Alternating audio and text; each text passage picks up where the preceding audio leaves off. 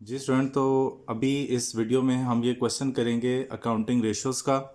Accounting ratios के बारे में मैं आपको बताता चलूँ कि अगर आप बीबीए, बीकॉम, सीए, एसीसीए किसी के भी स्टूडेंट्स हैं और ये टॉपिक आपके सिलेबस में मौजूद है तो अकाउंटिंग रेशोज़ आपको डेली याद करनी पड़ेंगी। आप रोज़ाना इनकी रिवीजन किया करें, इनको रजिस्टर्स पे लिखा करें, क्योंकि इसी पे आपका फर्दर कैरियर बेस करता है फाइनेंस के अंदर और अकाउंटिंग में भी। अकाउंटिंग रेशोज़ इस लिहाज से बहुत ज़्यादा इंपॉर्टेंट है। आपको सारी अकाउंटिंग रेशोज़ पे बहुत अच्छी तरह से ग्रिप होनी चाहिए। प्रॉफिटेबिलिटी रेशोज़ हैं, लिक्विडिटी रेशोज़ हैं और डेट रेशोज़ हैं। ये जितने भी किस्म की रेशोज़ हैं इन सब पे बहुत अच्छी तरह आपकी ग्रिप होनी चाहिए। ये आपको याद होनी चाहिए। जितने भी क्वेश्चंस हैं वो उसी पे बेस करते हैं कि आपको रेशोज़ याद हैं या नहीं हैं। तो अब मैं ये क्वेश्चन करने लगा हूँ और ये एज्यूम कर रहा हूँ कि अकाउंटिंग रेशोज़ आपको याद हैं एटलीस्ट, ठीक है। आपको अकाउंटिंग रेशोज़ याद हों तो फिर ये एक पास पेपर है बीबीए फोर्थ सेमेस्टर का, इसको भी हम सॉल्व करते हैं। इस क्वेश्चन के अंदर उसने दिया हुआ है the following is the balance sheet of सारा टेक्सटाइल लिमिटेड एज ऑन 31 दिसंबर 2020। एक बैलेंस शीट हमें यहाँ पे गिवन है 31 दिसंबर की। इसको रीड करते हैं। एसेट्स में फिक्स एसेट्स लिखे हमें 260,000 net fix assets. Current assets 4 current assets हैं, कैश है 10,000, इन्वेस्टमेंट 30,000, गवर्नमेंट सिक्योरिटीज़ हैं 10% उन पर इंटरेस्ट मिलता है और सन्डी डेटर्स हैं 40,000 के और स्टॉक है 60,000 का। ठीक है जी, ये 4 करंट एसेट्स हैं। लाइबिलिटीज़ वाली साइड में है तो पहले इक्विटी पोर्शन है जिसमें इक्विटी शेयर कैपिटल है 120 का, रिजर्व और सरप्लस है 80,000 का। लॉन्ग टर्म लाइबिलिटी एक है, 6% डिबेंचर्स हैं 140,000 के और करंट लाइबिलिटीज 4 हैं, sundry creditors, bills payable, outstanding expenses जो एक्सपेंसेस पेबल हैं और प्रोविजन फॉर टैक्सेशन। ये दोनों साइड्स का टोटल ये बैलेंस शीट हमें क्वेश्चन में गिवन है, ठीक है। एक्स्ट्रा इन्फॉर्मेशन ये है कि नेट सेल्स हैं इस साल की 6 lakh, cost of goods sold है 5,16,000, net income before tax, tax से पहले की इनकम जिसको हम नेट इनकम या जिसको हम प्रॉफिट आफ्टर इंटरेस्ट भी कह सकते हैं 40,000 है और नेट इनकम आफ्टर टैक्स है जिसको नेट प्रॉफिट भी कहते हैं वो 30,000 है। और इस बैलेंस शीट और इस गिवन इन्फॉर्मेशन की मदद से हमने ये 5 रेशोज़ फाइंड करनी है। Current ratios, asset test ratio, gross profit ratio, operating ratio और स्टॉक टर्नओवर रेशो। तो क्वेश्चन को हमने रीड कर लिया, अब इसको सॉल्व करते हैं। सबसे पहले है करंट रेशो। तो पहले हम करंट रेशो का फॉर्मूला लिखते हैं, ये देखते हैं कि हमें करंट रेशो फाइंड करने के लिए क्या क्या चाहिए। तो स्टूडेंट करंट रेशो होती है current assets divide by current liabilities divide by current liabilities. तो करंट एसेट्स और करंट लाइबिलिटीज हमें चाहिए इसके लिए। तो इसके लिए हम बैलेंस शीट को देखेंगे। बैलेंस शीट में ये देखें जी, ये क्वेश्चन है करंट एसेट्स, ये यहाँ पे उसने अलग से लिखे हैं। ये 4 करंट एसेट्स हैं, कैश, इन्वेस्टमेंट, सन्डी डेटर्स और स्टॉक। तो हम करंट एसेट्स फाइंड कर लेते हैं। करंट एसेट्स अलग से अगर लिख लेंगे तो बेटर है।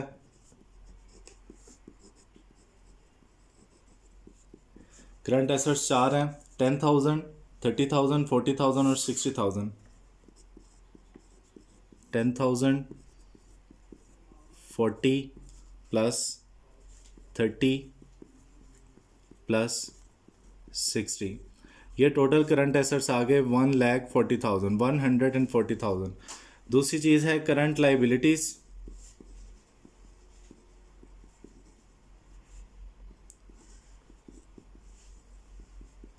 ये भी चारों क्वेश्चन में गिवन है करंट लाइबिलिटीज़, ये 4 हैं 12, 22 और 26।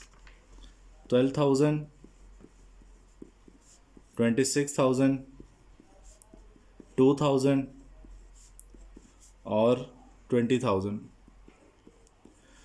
तो ये टोटल बनता है 60,000, ठीक है। ये दोनों चीज़ें हमारे पास आ गई।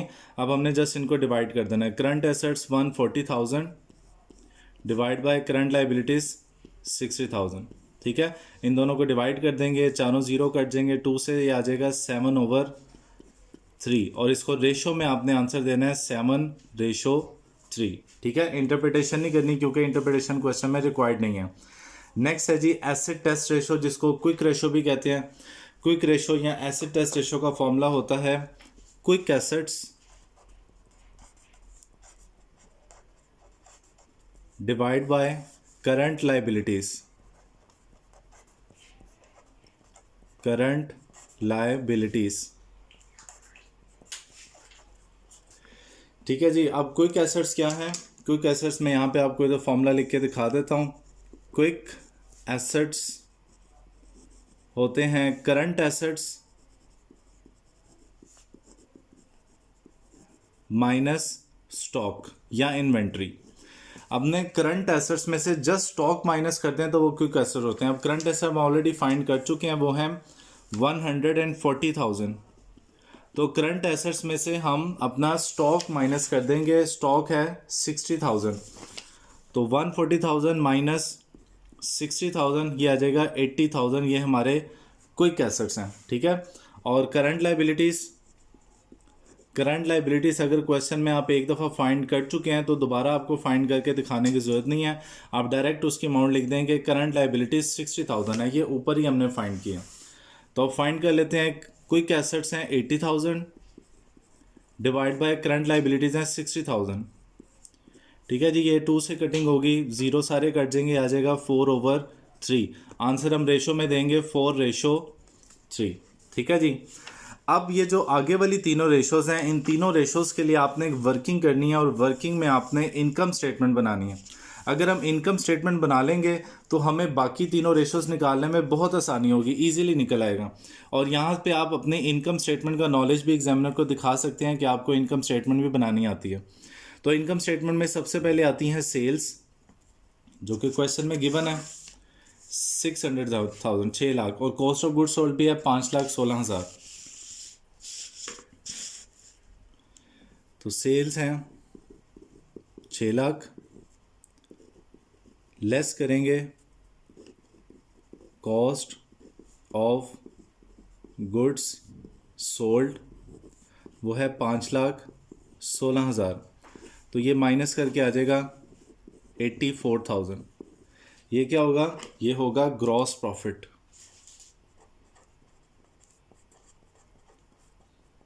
ठीक है। अब ग्रॉस प्रॉफिट में से हम लेस करते हैं मार्केटिंग एंड एडमिन एक्सपेंस। अब वो तो क्वेश्चन में गिवन नहीं है तो अभी हम इसको छोड़ देते हैं। बट ये है कि ग्रॉस प्रॉफिट में से अगर हम मार्केटिंग और एडमिन एक्सपेंस माइनस करें तो हमारे पास आता है ऑपरेटिंग प्रॉफिट। ठीक है। ऑपरेटिंग प्रॉफिट आता है। ऑपरेटिंग प्रॉफिट में हम फिर ऐड करते हैं अदर इनकम,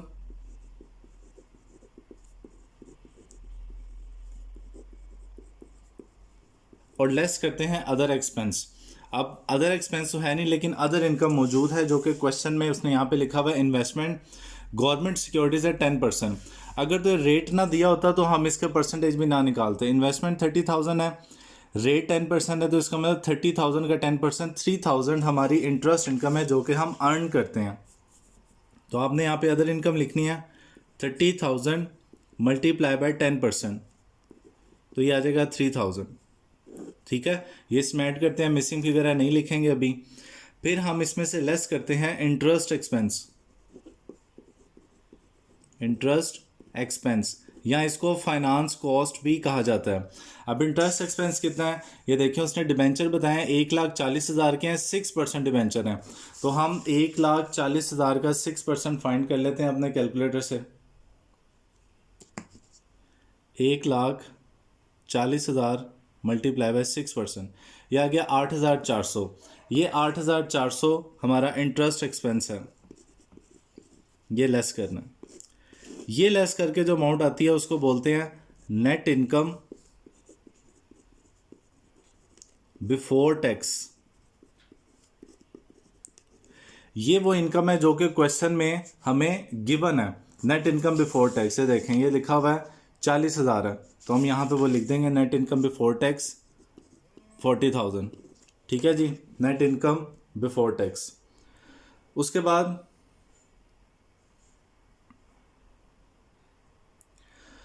हम इसमें लेस करते हैं टैक्स एक्सपेंस,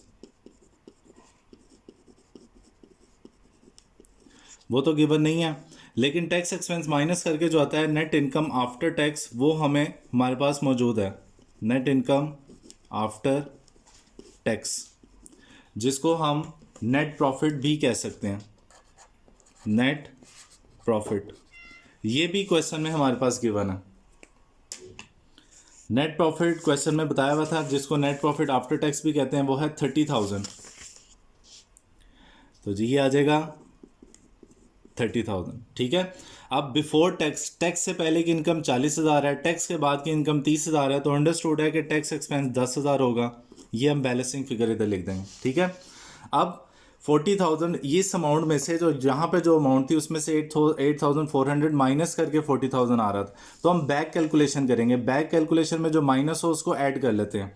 तो हम ये जो 40,000 है उसमें ऐड कर लेंगे 8,400, 40,000 प्लस 8,400, तो यहाँ पर आ जाएगा 48,400, ठीक है। अब ये ऐड हो क्या आ रहा था, बैक कैलकुलेशन है, इसको लेस कर देंगे, लेस करेंगे 3,000, ये आ गया 45,400, ठीक है। तो 84 में से ये माइनस करके अमाउंट आ रही थी, हम 84 में से ये अमाउंट माइनस करेंगे तो एडमिन सेलिंग आ जाएंगे, 84,000 माइनस 45,400, ये आ गया जी 38,600। अब यहाँ पे मैं आपको बताता चलूँ कि इनकम स्टेटमेंट क्यों बनाई है। देखिए क्वेश्चन में सेल और सीजीएस गिवन थे, जिससे ग्रॉस प्रॉफिट बड़ी इजीली निकल सकता था, ठीक है। क्वेश्चन में नेट प्रॉफिट भी गिवन था, लेकिन क्वेश्चन में ऑपरेटिंग प्रॉफिट नहीं गिवन था, और ऑपरेटिंग प्रॉफिट निकालने के लिए ये सारी वर्किंग हमें करनी पड़ी, जिससे इनकम स्टेटमेंट भी हमने बना ली और यहाँ से ऑपरेटिंग प्रॉफिट भी निकला है। कोई प्रॉब्लम है तो आप वीडियो को बैक करके इसको 100 टाइम्स दोबारा देख सकते हैं और इसको आपने समझ लेना। अब हमारे पास फिगर्स मौजूद हैं, अब हमने जो फाइंड करना उसको फाइंड करके दिखा सकते हैं। अब देखें उसने कहा है फाइंड करना है ग्रॉस प्रॉफिट, तो ग्रॉस प्रॉफिट की रेशो लिखेंगे, gross profit divide by net sales multiply by 100। अब ग्रॉस प्रॉफिट की फिगर हमारे पास मौजूद है। ग्रॉस प्रॉफिट है 84,000, नेट सेल्स है 600,000 मल्टीप्लाई बाय 100। तो कैलकुलेटर से इसको डिवाइड कर लेते हैं, 84,000 डिवाइड बाय 160,000 मल्टीप्लाई बाय 100, तो ये आ गया 52.5%, 52.5% ये हमारी है ग्रॉस प्रॉफिट रेशो, ठीक है जी। नेक्स्ट है ऑपरेटिंग प्रॉफिट रेशो, ये इसी रेशो के लिए सारी वर्किंग की गई थी। ऑपरेटिंग प्रॉफिट रेशो होती है operating profit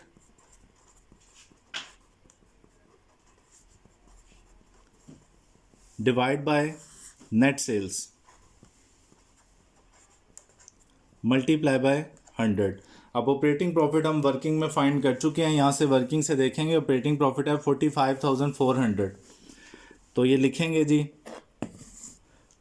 45,400 divide by 600,000 multiply by 100, 45,400 divide by 600,000 multiply by 100, तो ये आ गया जी 7.56%, ये आ गई ऑपरेटिंग प्रॉफिट रेशो, ठीक है।